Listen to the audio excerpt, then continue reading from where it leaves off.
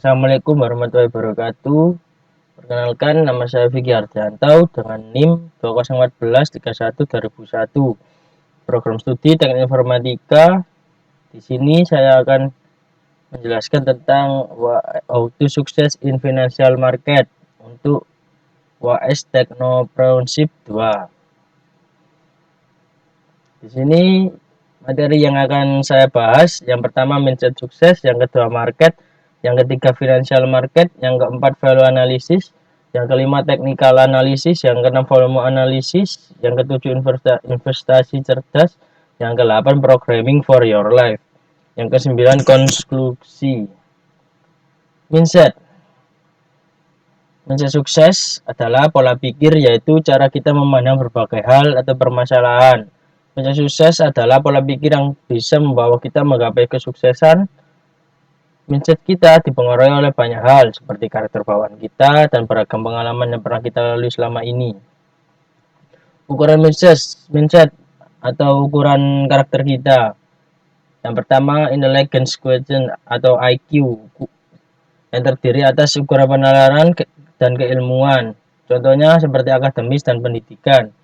Yang kedua, emotional quotient atau EQ, yang terdiri ukuran penalaran dan keilmuan. Contohnya akademis dan pendidikan.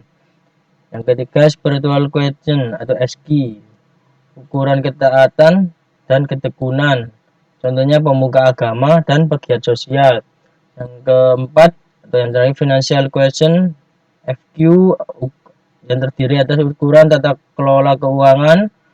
Contohnya pembisnis atau pengusaha dan pedagang. Ukuran mindset dalam rentang skor antara 1 sampai 100, di mana 1 adalah terendah dan 100 adalah tertinggi. Maka skor saya adalah IQ 70 sama dengan, karena ukuran penalaran saya dirasa masih di rata-rata pada umumnya. EQ 75 karena ukuran emosional saya terkadang masih bisa dikontrol. SQ 65 karena ukuran ketaatan saya dirasa masih kurang dan perlu diperbaiki lebih baik lagi ke depannya. FQ 50 karena ukuran tata kelola keuangan saya rendah atau kurang memiliki bakat di bidang ini. Mindset FQ, aset dan beban. Contohnya aset.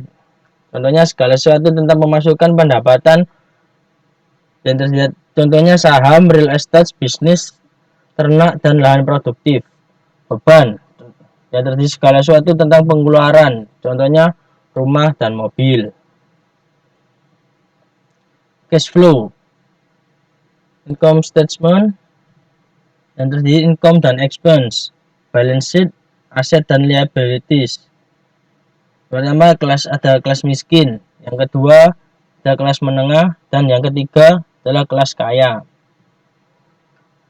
Cash flow quadrant, ESBI, employer yang pertama, employer yang memilih mencari keamanan dan kenyamanan dalam memperoleh penghasilan dengan cara bekerja sehingga mendapatkan gaji setiap bulan. Self-employed business memiliki arti pada mereka yang mempunyai dan mengerjakan jenis usahanya sendiri. Contoh sederhana dari kuadran S adalah para agen asuransi, arsitek, desainer, dan dokter. Big business merupakan para pembisnis dari perusahaan bahwa yang memiliki 500 lebih karyawan. Yang keempat, investor, mereka yang berada kuadran 1 ini memiliki level yang lebih tinggi daripada 3 jenis kuadran sebelumnya, di mana mereka berada pada jenis kuadran ini sudah mencapai kebebasan finansial dan juga kebebasan waktu. Rantai usaha dari awal sampai akhir terbagi menjadi, yang pertama dari skill jadi uang, dan yang kedua dari uang jadi uang. Market, apakah itu market? Market atau pasar secara tradisional merupakan tempat bertemunya para penjual dan pembeli. Aktivitas jual dan beli di pasar seperti perdagangan atau trading. Tipe-tipe pasar, yang pertama pasar campuran dan pasar spesifik. Market masa kini yang telah berbasis teknologi secara umum. Otak manusia akan mencari yang paling cepat dan efektif dalam menyelesaikan suatu masalah. Begitu juga teknologi tidak hanya berevolusi tanpa suatu alasan. Cepat, akurat, dan efisien adalah alasan. Berevolusinya teknologi mengikuti perkembangan zaman ini. Dengan perkembangan zaman yang semakin modern, khususnya pada dunia teknologi informasi, dan tidak lupa berkat penyebaran internet broadband yang cepat dan andal di masa kini. Salah satu yang paling bisa kita rasakan adalah kemudahan dan berkomunikasi. Kita hidup di mana berkomunikasi dan bersosialisasi dapat dilakukan hanya dengan smartphone di tangan. Finance market. Apakah finance market itu? Finance market adalah pasar di mana berbagai jenis instrumen keuangan diperdagangkan, termasuk saham, komoditas, mata uang antar negara, mata uang kripto, dan lain-lain. Jenis-jenis financial market. Pasar modal. Pasar modal merupakan jenis pasar yang memperjualbelikan modal jangka panjang yang biasanya berupa saham dan turunannya. Pasar valuta asing yang melakukan kegiatan transaksi valuta asing atau mata uang asing, baik berupa transaksi spot transaction, forward transaction, maupun swap transaction. Pasar komoditas merupakan yang kegiatannya adalah memperjualbelikan barang-barang komoditas tertentu seperti gold, metal, oil, barang-barang pertanian, dan lain-lain, baik secara spot transaction maupun futures transaction. Jadi financial market ini sama saja seperti pasar tradisional biasa, hanya saja dagangannya lebih spesifik dan biasanya telah didukung dengan penerapan teknologi dalam melakukan transaksinya. Yang pertama pasar saham, yang terdiri atas pasar sayur dan buah. Kemudian pasar forex adalah pasar burung. Yang ketiga pasar komoditi adalah pasar sapi. Yang terakhir pasar kripto, pasar sepeda dan mobil. Mindset yang terdiri atas yang pertama adalah investasi. Yang pertama bertujuan membangun portofolio aset. Yang kedua mendapatkan income dari penghasilan aset tersebut. Yang ketiga tergolong dalam passive income. Yang terakhir pelakunya disebut sebagai investor. Kemudian yang kedua dalam mindset adalah trading atau berdagang.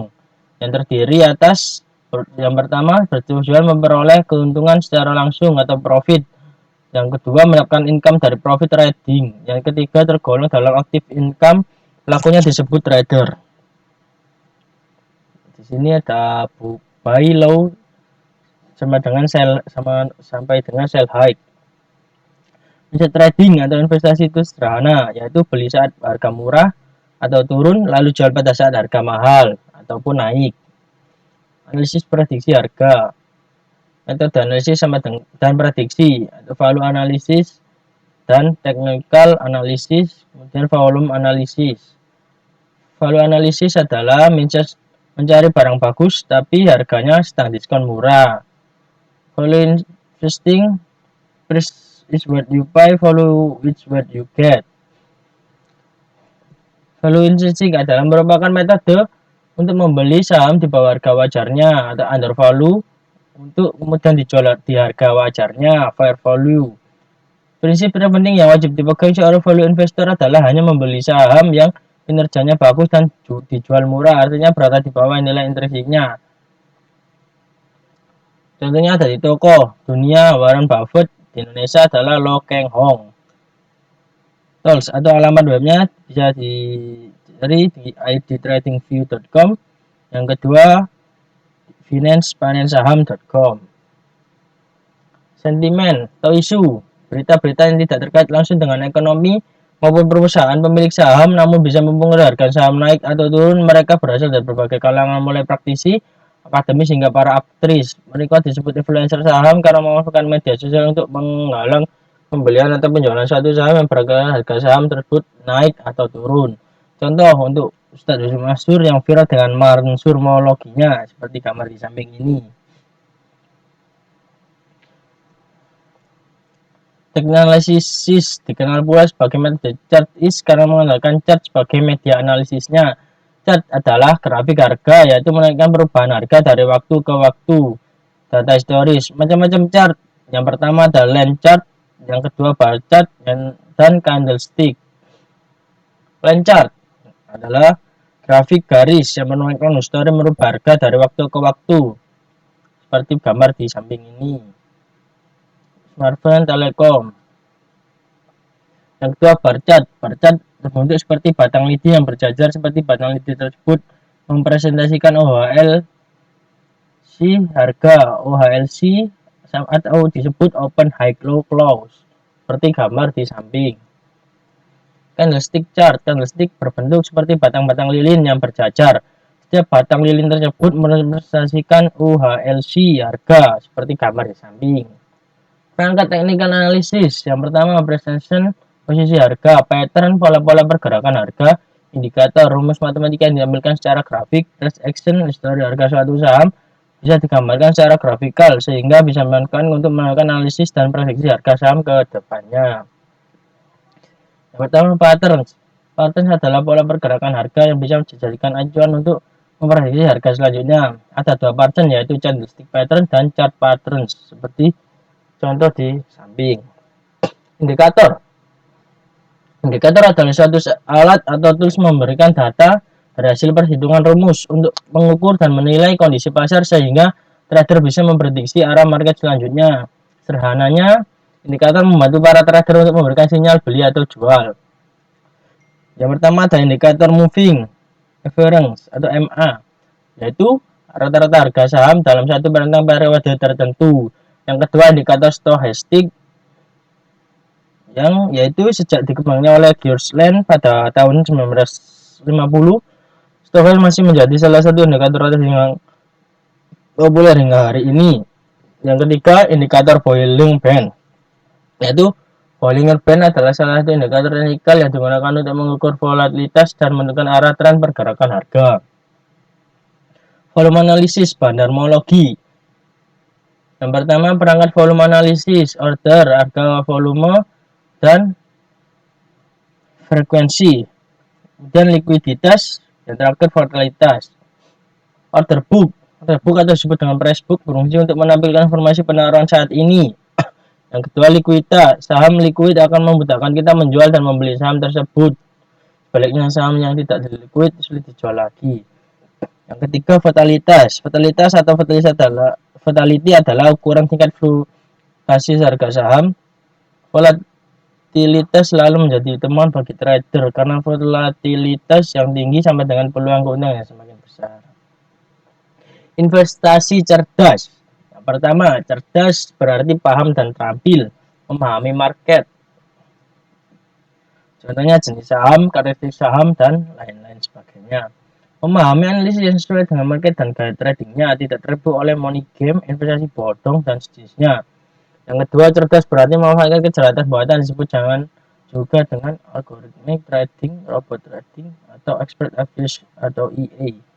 Bisa diterapkan untuk trading semi otomatis atau full otomatis, membutuhkan skill programming meskipun hanya level basic saja. Maka trading menggunakan robot. Di sini prinsip 3M yang paling menentukan adalah misalnya psikologi tradernya. Yang kedua, psikologi berarti tentang fear dan greed, kata-kata atau serakah. Metode yang sama persis, MM yang sama persis dijalankan oleh orang-orang berbeda hasil berbeda dari 3M. Robot yang bagus adalah mencakup metode dan money manajemen tanpa terpengaruh emosi atau faktor psikologi atau mindset. Disclaimer, robot dan sejenisnya bukan alat untuk cara cepat jadi kaya raya. Robot hanya berjalan berdasarkan algoritma pola pikir si pembuat robot. Robot siapa itu pasti pernah loss. Robot harus selalu dicoba secara berkala dan rutin dan bila perlu dimodifikasi agar selalu sesuai dengan market yang up to date. Percaya hanya pada robot buatan sendiri. Investasi cerdas adalah programming your life. Maksud dari programming for your life dalam hal ini adalah memanfaatkan skill programming Anda untuk memudahkan Anda dalam trading maupun berinvestasi. Konklusi, yaitu financial market adalah sarana untuk media berbisnis, investasi maupun trading. Bisa menjadi kaya dengannya, tapi bukan cara cepat kaya. Untuk bisa sukses di suatu market, kenali marketnya, karakter marketnya, aturan mainnya, para pemainnya, dan strategi bermainnya. Lalu berlatihlah dan bertumbuh kembanglah dengan normal, bukan secara instan. Dan pengalaman yang membutuhkan waktu atau sering disebut jam terbang. Terima kasih, sekian dari saya. Wassalamualaikum warahmatullahi wabarakatuh.